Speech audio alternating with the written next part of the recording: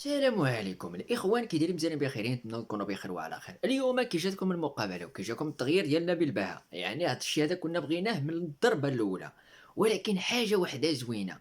نبيل بها مشى على الخطه ديال المدرب ديال منتخب السيدات المغرب 2025، وداك الشيء اللي شنا حتى هو في المقابله الاخرانيه سجل 3-1. ولكن نبيل بها عكس داك الشيء كامل، سجلوا اللاعبين حتى حماو. انا يحسبني لعب 22 لاعب، جوج ديال الحراس و20 لاعب هاجمين على كاليدونيا، ولكن كنصيب غير 10. المهم الاخوان ديالنا غادي نمشي نشوفوا الاعلام المصري والجزائري شنو كيقول على هاد 16.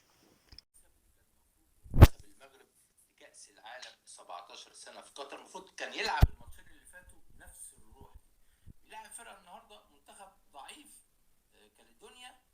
بس انا يهمني انا مستواي عامل ايه. العب كل مباراة بإصرار وجدية وروح مكسب. كل الماتشات هبقى كويس. ليه كانوا وحشين الماتشات اللي فاتت؟ كان في تراجع وكان في خوف وعدم ثقة وعدم روح. النهارده المباراة دي 16-0 هيفضل لغاية النهائي، نهائي كأس العالم ده. المباراة النهائية هيفضل المغرب يتقال اسمه لأكبر نتيجة في كأس العالم ده. مفيش منتخب كسب 16-0. يعني كان في المجموعة ككل 7-0 في شوط واحد، ما حصلتش في مجموعة المغرب في مونديال الناشئين. زعلان من هذا الكلام؟ طب خد الكبير، بل ما حصلتش في تاريخ هذه البطولة بتاعت الناشئين تحت 17.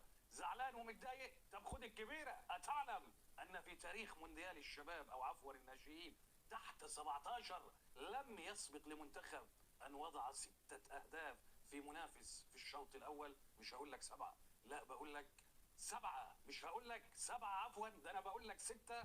فما بالك بمن وضعوا اليوم سباعية واضاعوا اضعاف مضاعفة منها في شوط واحد في منافسة عالمية. من كان يعتقد انها انتهت فهو لا يعلم.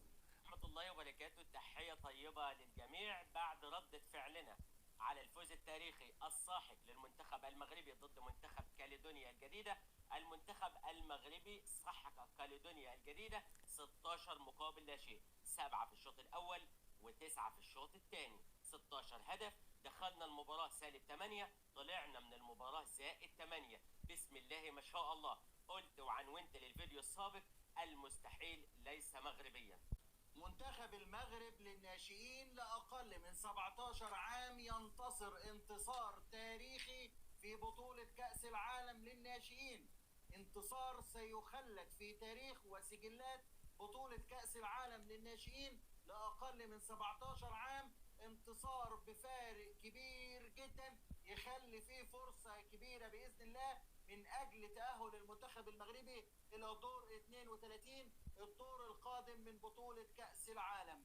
السلام عليكم. لأقل من 17 سنة. اليوم علي بن شيخ لماذا يحقق المغرب هذه النتائج التاريخية ويقدم أداء عالمي بمقابل ضعف منتخبنا الوطني؟ وما هو رأيك في المنتخب المغربي لأقل من 17 سنة اليوم؟